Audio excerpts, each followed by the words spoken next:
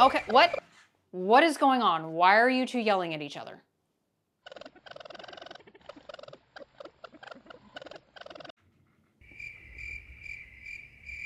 Scraps. You cannot eat Rita's wigs. Because she's bald. No, she doesn't have alopecia. That's how she was made. She's really self-conscious about it. It's why she's been acting out lately. Look, none of us are excited about being stuck in this house together. The least we can do is be a cohesive family while we are here. Okay? Okay. Now we've got work to do. So let's get started. Oh, jeez, good grief. Hey everybody, welcome back to the channel. Today we are going to be reviewing Big Ray by Michael Kimball. Synopsis is in the description box if you want to read that. So the way we do it here is I'll go through the story along with my own commentary, so there are going to be spoilers ahead. Also, we do not do trigger warnings here, so if that matters to you, need to research those independently. So hand, if you please, the book.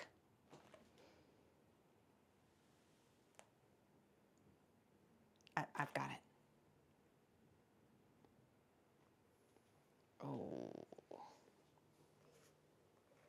getting a little too friendly there. Thank you, hand. Lovely as always. So, naturally, we start out with Dad's dead.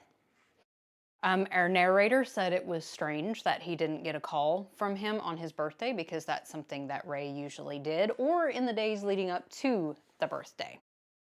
He did instead get a call from his sister informing him of Ray croaked. And this line, "My father was disappointed with so many things about me.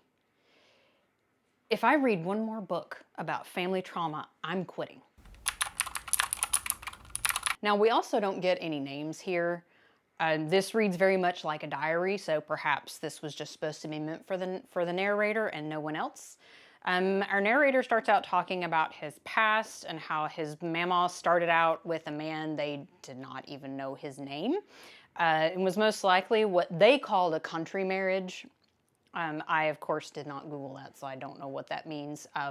I'll Google it and I'll put it here. So after a child was born, which is Ray's half-sister, the man, he just left.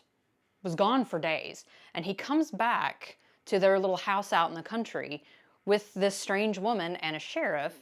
And the sheriff told the mama that she was trespassing and she had to leave. And the man and this strange woman kept the baby.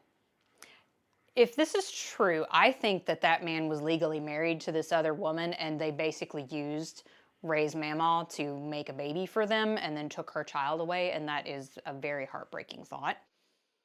And they didn't reunite until like years later.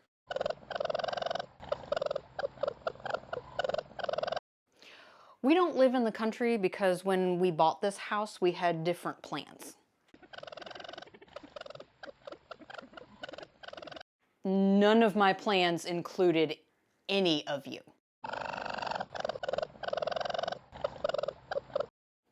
Yes, I chose to purchase Rita, and obviously if I had known that she was possessed, I would have left her at the Amazon warehouse. Well, it's not like they included that in the item description.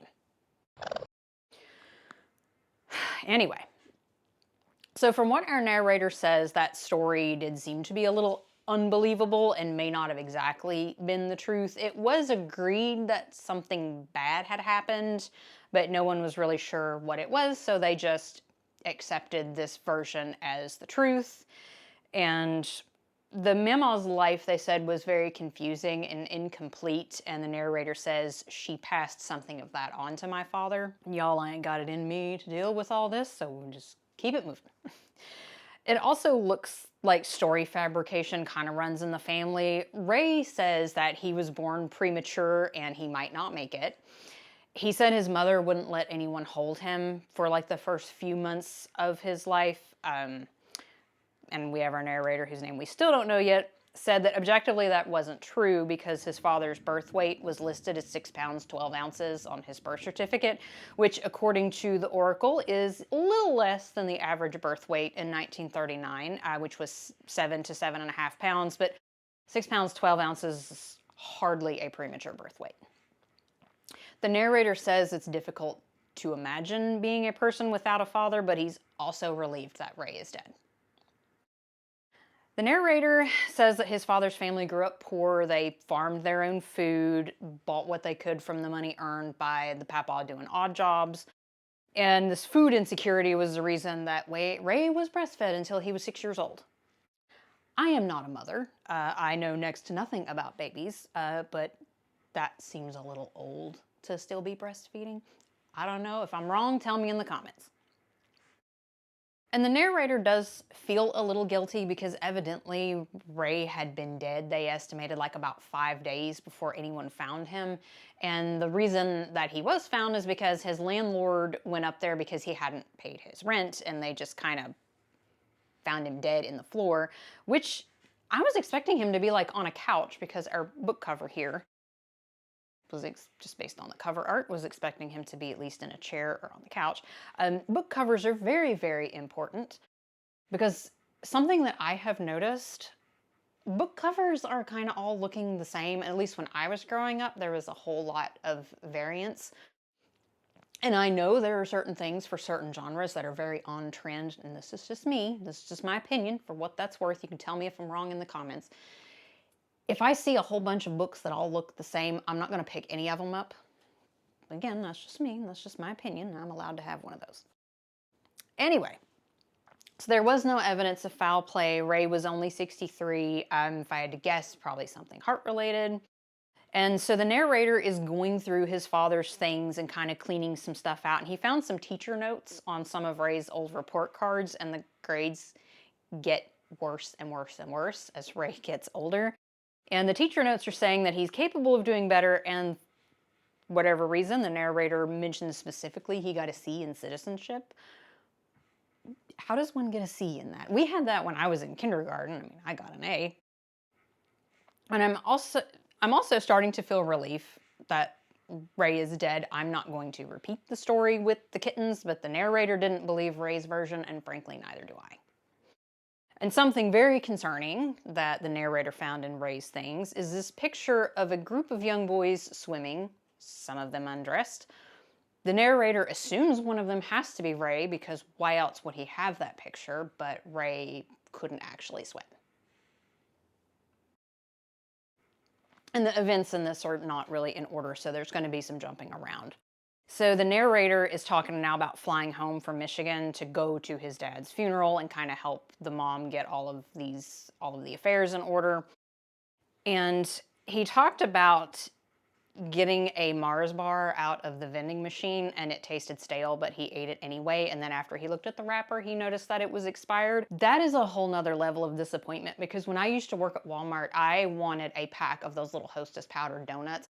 Had to wait in line 15 minutes. And then by the time I get to them and I eat them, they taste funny, and I look and there's green fur. Like the entire thing is molded, and I was very upset.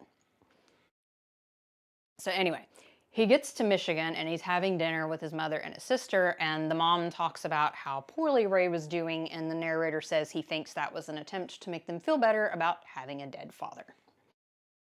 There are a lot of overlaps between Ray and my own father and our respective relationship. I am not going to delve too deeply into it because I don't want to break my mother's heart. There are some old photo booth pictures of Ray and the mom when they were younger. I still don't have any names here. Please just bear with me. And the way he's described reminds me of this picture of my papa. Papa was a cool dude back in the day. Now, there is a graduation picture of Ray from 1957, but his report card from that year is marked as incomplete, and they cannot find a high school diploma anywhere in any of his documents. The narrator talks about his father being overweight, like we need to call Dr. No overweight, and that was why everyone called him Big Ray. Overweight enough that he was having like mobility issues. He had a bunch of like little grabbing devices all over the house. There was a gopher, a broom handle with a hook at the end that they really weren't sure what that was for. Multiple devices in his shower to help assist him with bathing. But the narrator says that even with all of those, there were still places on his body that he couldn't reach. Driving was difficult for Ray because of his size, and the narrator says he doesn't understand how he was able to even maneuver the car and didn't cause a whole bunch of accidents. And now we just learn on page 32 that our narrator's name is Danny. So Danny, talking about Ray's weight through the years, that when Ray was in the Marines, of course, he would have been a lot slimmer. And at the time of Ray's death, he was pushing like 500 pounds. And that he had also shrunk from like almost 6 feet down to like 5 feet 6 inches. That makes sense that it can happen. People can kind of hunch over as they get older because of osteoporosis. And generally, I don't have emotions when I read, but this did make me giggle. When I was a little boy, I remember thinking my father was the biggest man in the whole world. I would look at my skinny arms and skinny legs and find it difficult to imagine how I was ever going to grow up to be that size of a person. Up until I was about 6 years old, I never saw another person who was any bigger than my father was, and that felt like a kind of protection. Then one Saturday afternoon, I saw Andre the Giant wrestling on television. He could pick men up who were the size of my father and spin them over his head. After that, every time I looked at my father, I felt kind of disappointed.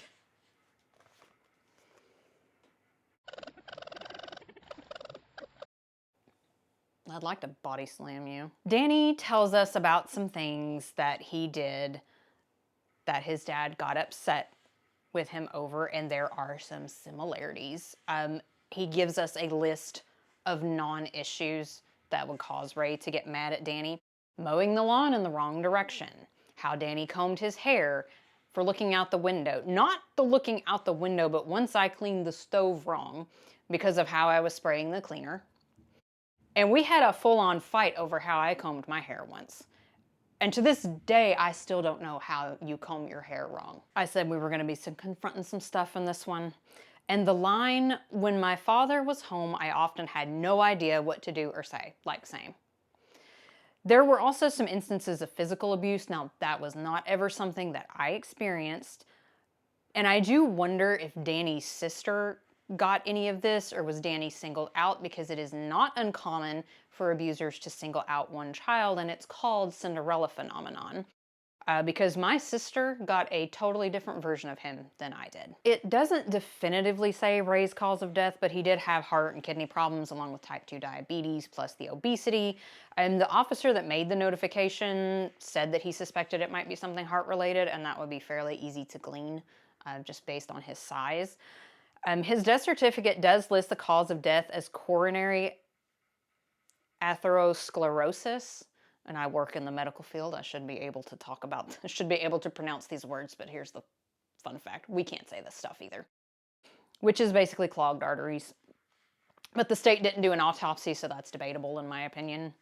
Danny does tell us about a time in the fall when his dad shook all the leaves off the trees and they raked them into a big pile and they took turns jumping in them. And there are certainly moments like that. One of my favorite memories is one winter I threw a snowball at my dad that turned into a very wholesome family snowball fight with all four of us. Me and my sister and my mom and dad. That was really fun, and I remember that to this day. Danny talks about some very dark thoughts he had concerning his father. We aren't going to get into that because some things are best unpacked in therapy. Not much in chapter 12, but Danny does say that Ray's death was sort of a relief for them all. Danny is reminiscing about how his parents met. Apparently, Ray fell in love with the mom because he said she was good at the hand jive. Translation, she gave Ray I might have to censor that, I don't know. When Danny was around 12, he found the box of letters that Ray had written back and forth while he was at Camp Pendleton when he was in the Marines. And he said he had a hard time picturing his dad being young and in love. And I, at a young age, would also not have really been able to quantify that because I only ever knew my mom and dad as my mom and dad, and imagine them being young and in love was would have been a foreign concept to me. The mom's roommate had evidently been stealing the letters, so there was a span of time that she actually dated someone else. His name was Carl, and Ray said she was probably doing the hand jive with him too.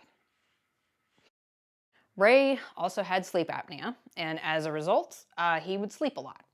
And sometimes he would fall asleep at the wheel. And for a long time, I always said, that's stupid. Nobody, how do you fall asleep at the wheel of a car? I almost did that once.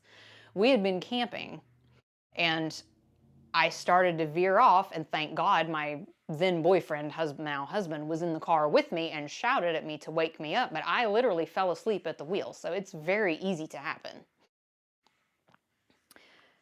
Danny thinks it may have been his father's sleep apnea that caused his death and that he just suffocated in his sleep, which is entirely plausible. Of course, they didn't do an autopsy, so we don't know.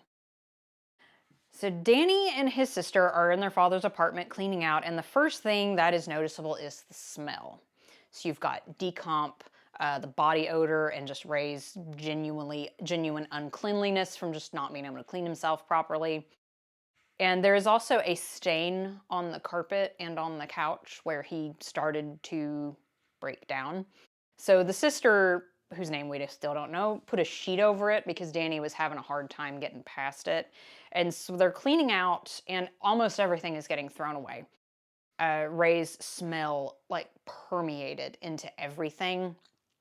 So anything that is covered in fabric is getting thrown out. Moldy food in the fridge and the moldy dishes in the sink. Something interesting to note is they tried to sell Ray's Coca-Cola collectibles and no one wanted them. And dear parents, your children do not want to be loaded down with things when they come to visit you. We love you very much. We have a hard time saying no to you, so please stop asking us if we want X, Y, or Z. We really don't. So Ray was in the Marines, and he went from private to PFC, which is private first class. I was in ROTC in high school, and it's private and then private first class. So he went one rank up, if my memory serves me correctly. If I'm wrong, tell me. I'm sure you'll all tell me about it in the comments. Ray was also apparently on 24 different medications, and he used used to be able to buy mints in little tins, and he was using those little tins to keep track. And Danny says that all of those tins were empty, and he's wondering if maybe Ray had stopped taking his medications. Danny has found some old family photos, and he's describing some of them, and he says there was a picture of Ray looking at his sister. He said that was the moment he realized his sister was the favorite. I can't put down a moment when I had that same realization. I just really don't remember it being any other way. And Danny says that one of his happiest memories was when his dad came home from work and they greeted him excitedly, but his mom never really seemed happy to see him. Now, when my dad came home from work, he and my mom, they always used to kiss each other. And I bring this up because at some point they did stop doing it, but I don't remember exactly when. Ray and the mom also insulted each other a lot. For the mom, it was some form of Carl was X, Y, or Z, and I should have married Carl. Ray would make insults and then make the kids laugh along with him. And Danny said he was conflicted because how can something be funny and be mean at the same time? And for me, it was a mixture of things said and things not done. And it's a misconception that providing food, clothing, and shelter makes you a good parent, but here's a hot take that shouldn't be a hot take. That's the bare minimum. You need to make sure that your child's emotional needs are being met as well, because if emotional well-being isn't intended to, none of the rest of it is going to matter. And when your children are old enough to make a choice, if you didn't choose them, well, they're not going to choose you either. There is so much good writing in this too. I wish I could just read the whole book to you, but that wouldn't be fair to the author. I used to be a boy with a father. Danny talks about when Ray got laid off from Diamond Rio and then got a job as a safety inspector and how he would wear his dad's safety equipment around the house. And I feel like that is a quintessential childhood experience, wearing your dad's clothes for fun. Me and my sister used to wear my dad's t-shirts, like in this photo. That's a photo from my actual childhood. That's little me. And we also used to put both of our legs inside one of Dad's tube socks, and we would play mermaids. Yes, the socks got all stretched out. No, he couldn't figure out what was happening and why his socks were just getting stretched out. And he didn't actually find out about that until me and my sister were grown and we were talking about it. And he goes, "Is that why my socks always got stretched out?" Yeah. Danny also says that it is ironic that his dad made safety protocols for other people, but he played fast and loose with his health. Ray also taught Danny how to play poker. Cards was something that they enjoyed doing together, and they used Danny's money from his piggy bank. And Ray won it all, of course, um, but he wouldn't give the piggy bank money back to Danny. And when you grow up poor, nothing that you own is ever really just yours. Because when I was in just out of high school, I wanted a video camera because I wanted to make short films. But then my video camera became the family video camera, and I was working a part-time job, and those tapes for that camera were very expensive. Nobody wanted to buy their own tapes. They wanted me to use the tapes that I bought to make short films. So I kind of put that away, and I just stopped buying tapes for it. And I never made really a single short film. And I wonder what could have been if I had been left alone to explore that avenue of creativity. And one thing Ray used to do was make breakfast for the family, and was very unhygienic. He would cook in his underwear and would scratch himself while he was doing it and touch the food. Danny and his sister both said that the smell of eggs made them sick, and the sister's therapist said that the smell is probably a trigger for something, but neither one of them can seem to quantify what it's a trigger for. Now, I was never physically abused, but this paragraph has some parallels in my own unpacking of my childhood. Another time, I left a drinking glass on an end table, and my father told me to pick it up and take it into the kitchen. For some reason I don't remember and can't explain, I refused to do it. My father hit me and told me again to pick it up. I refused, and he hit me again. I remember standing there not moving and not saying anything as he hit me over and over again. Right then, I didn't feel like there was anything my father could do to really hurt me. I felt like I could absorb so much pain and still walk away from it. I eventually came to the conclusion that an apology was never coming, and I would have to be okay with that, so I just let it go and walked away like Danny and just kind of absorbed it and let it go. Danny talks about his girlfriend and how he talked to her on the phone, and he would stretch the phone cord like all the way out onto the back patio. And growing up, about once a week, my dad would complain about the phone cord getting tangled up because me and my sister and my mom would stretch the phone cord. There is a scene in my book of someone stretching a phone cord to go behind the couch. You can read all about that in Welcome to Cattle Bottom in the story Here Kitty Kitty, available on Amazon. Link in the description box. Eventually, Danny got big enough to fight back. Now again, we don't know if the sister suffered any of this or if Danny was singled out, but the abuse didn't actually stop until Danny kicked Ray downstairs. And when Danny graduated high school, he went to college, and he said he felt terrible for leaving his sister there. Danny said that he stopped bringing his girlfriends around because of the way that Ray looked at them. Eyes lingering on certain body parts, trying to get a look down a blouse or up a skirt. So was Danny guilty for leaving because the sister was getting abused in an especially heinous way, or was Danny just afraid that would happen? I would love to see a companion book to this from the sister's point of view. That would really be great. Danny says after college, his visits became less frequent, and eventually he started to forget his father. If that ain't looking familiar, nothing is. Chapter 18 was the longest so far, but arguably the best. No one knew what Ray had wanted in regards to final arrangements, but they go through the options. They land on cremation since he had decomposed so much that an open casket funeral would have been out of the question. And I forget what the name for them is, but he would need a specialty coffin, and those are very expensive. According to the Oracle, anywhere from $1,800 to $5,000, depending on what they needed. Danny says, I still don't like my father, but I still miss him, and when the time comes, maybe I can post an update, because I really don't know what I would be feeling. Danny gets the condolences, the flowers, etc., and all that, and what I took from that was Danny feels like it all seems very hollow because he didn't like his father, and I felt that. So, remember earlier when I said I wasn't sure if the sister was getting a worse kind of abuse? Danny had asked his mom, because he would come in and say goodnight to Danny, if Ray would go say goodnight to his sister when he got home from night school. And the mom said she'd go check, and Ray would be laying in the bed with his sister, but all there was a nightlight, and she couldn't see anything. Now, I can tell you, my dad never laid in bed with us. That seemed a little weird to me, given that the mom knew that Ray was abusive, not just to Danny, but to her.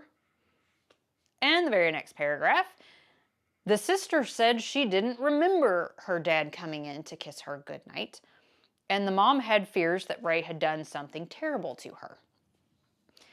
Danny says the way the mom said it made him think that she knew Ray had. Okay, let's call CPS at this point. Once when the sister came home from a date with a boy, he called her a whore. What did they do? They went to the movies and got ice cream. Very wholesome. My first date with my husband, we went to the movies and we went to Taco Bell and saw a tweaker in the Taco Bell. It was the Hills Have Eyes remake. I enjoyed it. We bonded over a mutual love of horror movies. Ray and the mom did get a divorce, but that happened when the children were both grown. The mom packed up her stuff and just left, and Ray didn't even find out about it until he got home and half of their stuff was gone. And the mom never told Ray where she was living because she was afraid of what he might do to her if he found out where she was. He did try to find her, but he never did. And the mom did go back to reconcile, but they just ended up splitting again. And she did the same thing, packed all her stuff up and left. And Ray was just mean. And even though he took no care in his own appearance, he would make these really mean jokes about the mom. And it was just normal aging stuff. People age, it happens. She said she wanted to walk through the house without getting slapped or hit. So for a second time, she split. Ray didn't try to find her that time. He just kind of accepted it, like he knew she wasn't coming back. So Ray, now living alone, I guess got lonely and he started calling Danny more. And Danny said he did feel sorry for him, even though he didn't like him. And empathy is not exclusive to liking someone. I too have a strong sense of empathy, thanks to my mother. And I too have felt sorry for people that I didn't like. That's just how it is. Ray did ask his daughter to buy him a hand, and she asked what he wanted it for, and Ray wouldn't say. She did not buy it for him because she was afraid he would use it to kill the mom, and she even called the mom to warn her. Ray did try to break into the mom's house once. He was unsuccessful, so that fear was probably well-founded. So after Ray had died, Danny and his sister were talking, and they both said that they could kind of feel his presence, and the sister said she could even smell him. Danny asked if she thought that was weird, but she said it was comforting, and that the sister was Ray's favorite, so that made sense, and I felt that too. No, I don't have a favorite out of any of you. Nope, not even a little bit. Because I hate all of you equally.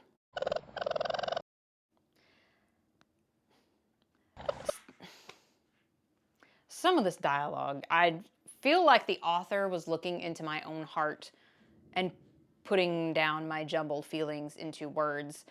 I never felt like my father's friend. Sometimes I didn't even feel like my father's son. Danny talks about being in the Dead Dads Club and how you don't get to choose when to join, and honestly, in a way, I kind of feel like I've already joined. He keeps hitting with this amazing dialogue, and it is so good. Danny's talking about when he'd speak to his dad and he'd tell him things sometimes that he hadn't heard before. And Danny says, I thought he might tell me something that might let me forgive him. In my case, I have made peace with the situation, and I'm at a point I can either let it eat away at my bones, or I can just be okay with it. And that apology is not going to happen. So I chose to make peace with it, and I think that made me a better person because at the end of the day, the only person on God's green flat earth that I have to go to bed with is myself. That's a joke. I don't think the earth is flat. And I have chosen my peace. Danny talks about not wanting to turn into a version of Ray, and I felt that too. My husband and I have not had children. not been part of God's plan. But I am so much like my dad that the thought of having kids absolutely terrifies the shit out of me. Danny says he learned to be angry from his father. I felt that too. I held on to that anger at my dad for so long that I grew to love it, and I almost got some kind of like a weird comfort from it being there, like it was something familiar for me and something that I could hang on to. It's like almost like it gave me a purpose. Ray spent some time living in a hotel in Las Vegas. Danny and his sister visited him there because they suspected he was going to die soon, since when he moved out there, he sold his house and pretty much all of his belongings. And Danny said out there it didn't matter what your appearance was, as long as you had money to gamble, people liked you. I think that's why Ray moved out there, so that people would like him. But they didn't actually like him, and I bet Ray knew that too. Ray did eventually move back to Michigan and live with the sister for a few months, and apparently did not go well. The sister and her husband fought constantly about Ray being there. Ray didn't seem to care he was causing strife in his daughter's marriage. Danny said that Ray just wanted to spend time with his grandchildren, and his move back from Vegas had nothing to do with him probably running out of money. Danny said that he suspected Ray thought he was going to die soon due to his health problems, and that he lived longer than he thought he would, and that was the reason that he moved back. Also, Ray had really terrible hygiene, and the sister and her husband had to not only replace the couch that Ray lived on for months, they also had to redo a bathroom because evidently Ray could not control his stream. They had to replace parts of the wall, the floor, and repaint the entire bathroom. I'd have just moved at that point, I think. Danny talks about coming home from the memorial service and that a bird flew into his window so hard that it broke its neck. Now, according to the folklore of my people, a bird trying to get into your house could mean two things. Someone is going to pass away, or an unexpected visitor is coming your way, which Ray's already did, so check that one off the box. Towards the end, Ray was having some of these moments of like delusion, like he'd call Danny multiple times a day sometimes. Once he called there and trying to order Chinese food. It got to be such a burden that Danny and his wife considered changing their phone number. Now, I can't talk about the first part of this chapter, and had I known this was in here, I probably would not have read this at all, because anything with this kind of children is not something that I want to read. I am glad that Ray died, and I don't know if maybe she's repressed all of this. I am very angry at the sister for letting Ray anywhere near her children, and someone should definitely call CPS. And we just keep coming with the dialogue. I wanted to be one of the people in the world who actually likes their father. Me too, Danny. Me too. Danny also talks about how he and his sister endured two different kinds of abuse. They had two different childhoods. That sums up me and my sister. We had the same dad, but we each got a different version of him. And believe me when I say with my whole heart, I wish I got the same version of him that she did. Since the sister and his mom didn't want them, Danny ends up with Ray's ashes. He puts them in the garage because Danny says he doesn't want to let him into the house. Danny decides, after some thinking, what to do with these ashes. He's going to take them to Vegas, which was his dad's favorite place. So he covertly sprinkles some of Ray's ashes under the tables of these different card games that he liked to play. Then he took Ray's ashes to have breakfast at the breakfast buffet that he liked. Then he goes back to the hotel room and decides to just dump them out the window. And he also talks about how some of the ashes blew back onto himself. And anytime this happens, it reminds me of that scene from The Big Lebowski where they're dumping the one guy's ashes and it every bit blows back onto Jeff Bridges, and that never fails to make me laugh. Now, this was a stylistic choice. I would have ended the book with, "I'm happy right now and my dad is dead." But the author goes on to say, "Everything I do now, I do with a dead dad."